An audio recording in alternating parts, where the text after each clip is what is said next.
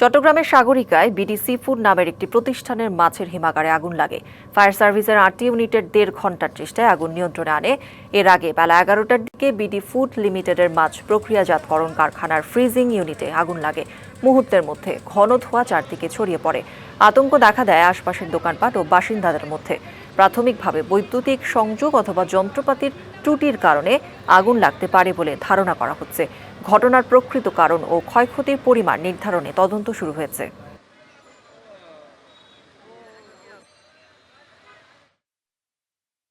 আসার পরে আমরা দেখি যে 3 নম্বর কোল্ড স্টোর গোডাউনে আগুন লেগেছে। আগুনটা প্রথম আমরা নিয়ন্ত্রণ করার চেষ্টা করি। প্রায় 1.5 ঘন্টার চেষ্টার পর আগুনটা আমরা নিয়ন্ত্রণ করতে সক্ষম হই। স্টোরিং করে আমাদের এখানে অনেকগুলো স্টোর আছে, তার মধ্যে এটা হলো যে সর্ববৃহৎ স্টোর আমাদের। এখন ক্ষতির পরিমাণটা এখনও তো বলতে পারতেছি না, নির্ণয় করতে পারতেছি না। আর এটা নিয়ে যারা কাজ করে, যে স্টোরগুলো কাজ করে, ওনারা সবাই কাজে এখনও ব্যস্ত। 200-র বেশি সার্ভিস ও ফিচারে লেনদেনের সব বিকাশ অ্যাপে সম্ভব।